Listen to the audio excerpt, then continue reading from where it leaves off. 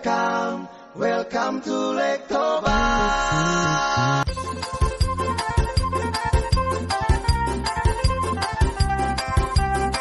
Hilirnya turisme ya Bang.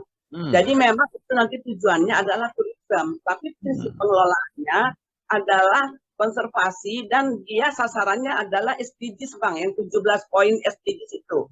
Termasuk pelestarian kualitas airnya, termasuk dia kebudayaannya dan lain-lain gitu Bang. Dan gender, pengentasan kemiskinan itu masuk Bang sebenarnya sasarannya. Makanya Menteri Pariwisata tuh yang lebih menonjol karena dia menganggap bahwasanya pariwisatanya yang lebih harus diutamakan. Nah itu, jadi ini udah mulai ketemu nih Bang Halis, udah ketemu ininya, titiknya. Jadi seperti yang disampaikan sekarang bahwa turisme itu hilir.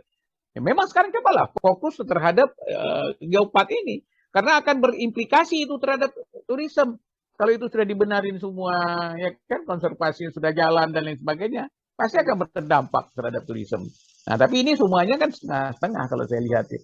Nggak ada perkembangan apa-apa. Sebalik dia sudah, ya malah oleh Menteri Pariwisata ditonjolkannya bukan hilir lagi. Pariwisatanya yang di hulu kan gitu. Iya, betul. Boleh ditambahkan sedikit. Teman. Jadi kenapa pada Abang tadi nanya apakah udah diimplementasikan gitu. Jadi pada waktu itu saya berpikir lulus saja dulu. Tahap keduanya baru kita benahin gitu Bang. Lulus aja dulu pada waktu itu. Disitulah kita berjuang dengan strategi. Misalnya 16 site itu kan terlalu besar untuk dikelilingi. Kita pilih rute untuk pada waktu asesmen itu adalah rute-rute yang sudah kita tata sesuai dengan keunikan UNESCO. Jadi pada saat itu saya ditanya, saya menciptakan satu formulasi namanya 5S. The super volcano, the super big volcanic lake, the super unique culture heritage, the super unique biodiversity, dan the super beautiful landscape. Kita ada 5 super. Dan bagaimana kamu mengelola 5 super ini? Saya ciptakan 5P. Namanya satu lagi adalah planning, the power of management, kemudian ada satu lagi the point of control gitu Bang. Jadi ada 5P termasuklah dia adalah pemantauan dan monitoring gitu. Jadi pada waktu itu dengan 5P ini maka terjawablah 5S dikelola dengan 5P. Bagaimana kamu cara menerapkan 5P ini? Termasuk saya gunakan regulasi pemerintah, termasuk kita gunakan semua keputusan-keputusan tentang konservasi, kita tonjolkan semua. Nah, sebenarnya ini tinggal ngemas pada saat terakhir kita disuruh buat master plan. Saya berusaha buat master plan diterima. Pada saat itulah kita katakan di Lombok itu, dan juga gini Bang, akibat kedekatan saya dengan beberapa penguji dari UNESCO itu, mereka menganggap kita serius, gitu Bang. Serius kita. Bayangkan aja 40 hari di Yunani, saya meninggalkan anak, sedangkan suami, lebaran nggak di rumah, jadi mereka itu sangat menganggap serius gitu. Nah itu dengan penguatan-penguatan itu, akhirnya kita buatlah strategi-strategi daripada titik-titik untuk yang diuji. Nah mengenai interpretasi geobioculture, di otak saya sudah tahu saya tempat mana yang menginterpretasikan geobioculture di situs-situs itu Bang. Jadi ya seperti kata Pak Firman tadi, ya inilah yang mau kita bungkus gitu Bang. Supaya menjadi turisme, jadi berguna untuk turisme gitu Bang. Termasuk konservasi kebudayaan tadi gitu. Kalau kulihat begini, Danau Toba ini, Danau Toba semua lah, ini cuma cakap-cakap aku cinta Danau Toba, tapi cakapnya aja yang ada. Itu organisasi yang menyatakan cinta Danau Toba lebih 100 itu. Cinta Danau Toba, segala macam cinta. Tapi nggak ada satu pun terbukti. Aku tahun 99 pernah buat GD. Kami kumpulkan 40 orang tua, umur 60 ke atas, sama 20 anak muda, laki-laki perempuan itu, kami gali semua. Apa yang disebut Danau Toba, bagaimana kecintaan mereka terhadap danau, semua kami gali. Ada minggu kami di Danau Toba itu. Dan kenyataan sampai sekarang, jangan cakap-cakap aja nih itu yang ada tuh. Begini asal datang, ini ada Toba akan begini, datang Luhut baru begini, datang bilang akan juta datang. Itu cakap-cakap aja. Kenyataannya apa? Yang 100 itu mana? Yang lebih 100 tuh pecinta Danau Toba tuh, grupnya nggak ada itu. Itu bukan tanggung-tanggung ya, perkara anggaran. Itu Inalum tuh ngasih 50 juta US dollar kalau nggak salah, memberikan annual fee itu. tiap tahun itu diberikan pada bupati. Hasilnya apa? Dia nggak ada, pertama nggak berjalan, yang kedua nggak ada kontrol. Masing-masing lebih mengambil aja. Aku sedih kali Danau Toba nih, bukan apa-apa. Semua menyatakan cinta. Jadi pernah aku gambarkan Danau Toba ini macam gadis cantik, bilang. Gadis cantik, ratu kecantikan, ditawarkan sama orang. Mari, ini ratu kecantikan, silakan kalian pakai. Dipandangnya orang lah ratu itu kan. Maunya kami pakai, cuma mandi kala dulu kata orang. Itu lebih Itu aku bilang. Itu kalau istilah dulu kan, gadis cantik yang berbaju rombeng gitu. Ya, kalau ada 100, apakah termasuk juga Badan Otorita Danau Toba juga di situ? lebih 113 kalau nggak salah aku. Mengenai Badan Otorita itu gimana? Sama juga isinya BO kalau aku sampaikan lagi. Kadang-kadang udah parah kita menyampaikan, tapi nggak mau peduli. Yang penting program apa jalan, itu jalan. Tulisan aku banyak tentang Danau Toba. Ada 2 tulisan aku di buku itu. Danau Toba tentang sama Samosir. Coba bayangkan, sejak dimulai gunung itu meletus, itu terisolir dari Pulau Sumatera. Aku mau tanya relevansinya dengan kaldera ini tadi, geopark ini, dengan yang 100 yang kau bilang tadi itu, yang bilangkan aku cinta. Itu apa? Misinya apa yang mau diapakan mereka? Apakah ada kaitannya relevansinya dengan kaldera ini atau hanya meningkatkan wisata? Nggak ada bang, cuma cakapnya aku cinta padamu, cuma itu aja. Ya kan, tentu mereka kan membuat Tiap tahun itu ada anggaran dari Inalum, annual fee. Dan itu yang dibagi-bagi dan dimakan masing-masing oleh bupati. Ya bukan, kelompok itu kan tentu ada misinya. Apa yang di misinya yang kau ketahui gitu? Nggak tahu aku bang, jejaknya nggak tahu aku, tapi cakap-cakapnya dengar aku. Ya bang, misinya misi cantik lah, tapi tak juga. Cari kesempatan peluang aja itu. Aku mau tahu relevansinya sama geopark ini kan gitu. Ya kan tadi Dr. Hidayati kan udah jelaskan geopark ini kan yang di hulunya ya. Jadi ini perlu yang dibangun yang besarnya dulu sebenarnya itu kan. Kita banyak keteter orang sibuk bicara hilir aja nggak beres-beres yang urusan kecil. Walaupun geopark ini akan berdampak terhadap hilirnya nanti. Itu masalah sosial semua itu. Masalah partisipasi masyarakat, masalah sosial. Apa yang kita buat? Coba pesta Danau Toba. Apa yang kejadian? Di situ dangdut yang ada. Masa Danau Toba cuma dangdut. Hasilnya Hasapi sama Suling itu lah main di situ. Ada gondang main di situ. Ada Tagading.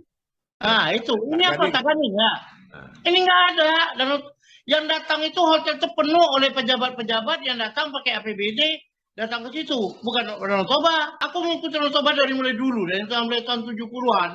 Aku udah camping. Aku udah ya daerah aku lah, hobi lah di situ. Tahu aku bagaimana kondisinya. Malah kita sempat buat apa ya? Diskotik ya. Ya. Kita cuma buat pesta disko kan. Pesta disko Danau Toba kita buat. Coba bayangkan. Berarti orangnya merusak juga dibikin.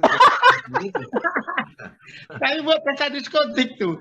Coba bayangkan itu. Semua pencemar Danau Toba nggak ada yang dikurangi. Padahal konservasi tadi kan. Apa perusahaan yang mencemari? Udah tahu semua aku. Albindo segala macam itu pencemar. Nggak ada satupun yang berkurang kualitas. Orang nyatakan keramba jaring apung masih kami dulu. Coba lihat.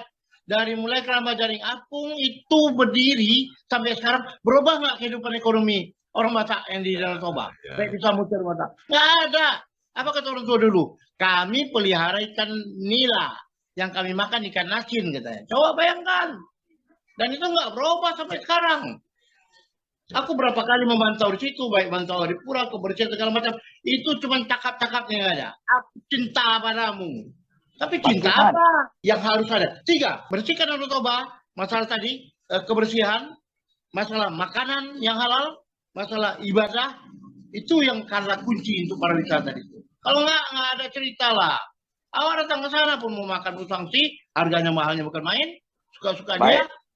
Baik, aku mau lebih besar sedikit, Mas Kirman. Ya, kalau tadi kan kita sudah dengarkan apa yang disampaikan oleh Dr. Hidayati, ya, bahwasanya tujuan utama daripada geopark ini adalah membuat hulu dan hilir, kan begitu. Ya, bahwasanya kan kalau di sini kan konservasi, environment, kemudian hilirnya adalah tourism. Anda melihatnya itu bagaimana, Bung? Sebagai seorang pengamat di situ. Jadi kembali, Bang Kalis, Danau Toba ini kan bukan lagi milik hanya orang Batak di 8 kabupaten. Ini kan milik Indonesia, milik dunia, ya kan.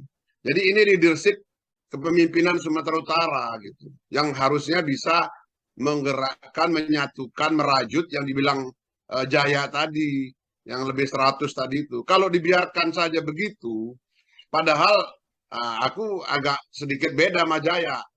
Ada kegiatan-kegiatan mereka itu, ada, tapi parsial. Artinya merdalan lomo-lomo nabi gitulah. Jadi berjalan secara dirinya sendiri. Ya, serabutan. Jangankan yang yayasan-yayasan, di Jakarta itu banyak kali yang ngumpuli duit, ngumpuli ini, sarjana-sarjana ITB itu bikin namanya Ganesha. Ganesha itu orang-orang ITB, Ganesha Group, Ganesha Toba namanya, Gajah Toba. Gajah Toba ini ngumpuli duit, beri laptop, bagi-bagi sama sekolah-sekolah SD di pinggiran Danau Toba. Ada itu, bukan nggak ada. Nah, ini kalau ada leadership yang kuat untuk menghimpun ini semua, kan bisa jadi satu langkah, satu derap. Gitu. Dulu, masih ingat barangkali kita, kan Pak Edi Ramayadi mula-mula jadi gubernur bilang, kalau kalian mau maju itu turisme di Danau Toba, makanan halal. Katanya kan kalian pertimbangkan itu, diperbanyak supaya turis-turis dari Malaysia banyak datang. Itu kemudian kan ditanggapi secara reaktif. Jangan kalau makanan halal dipersoalkan. Kalau mau makanan halal, pergi aja ke Aceh sana. Atau pergi ke Timur Tengah. Kami mau bikin festival babi. Kan dibikinnya festival babi. Ya, festival babi cantik lah. Nah, setelah dibikin festival babi itu, tiba-tiba datang flu babi. Habis semua babi sakit. Bukan hanya yang di Danau Toba, seluruh Sumatera Utara meninggal semua babi. Jadi itu pun lucu itu. Tapi waktu itu sudah sempat istilahnya terjadilah konflik. Mungkin Pak Edi karena dia punya gagasan yang bagus tentang makanan halal diperbanyak gitu kan. Orang reaktif. Datanglah ke sini, begini budaya kami, beginilah ikuti kan gitu. Nah, saya melihat sebetulnya sudah banyak perkembangan. Misalnya kalau kita ke Tomok, di sana ada musolanya bagus di Tomok itu. Nah, kemudian kalau mau makanan nasi Padang, nasi Jawa, nasi Melayu lengkap, ya, tinggal pilihnya kita. Kalau mau makanan Barat silakan gitu kan.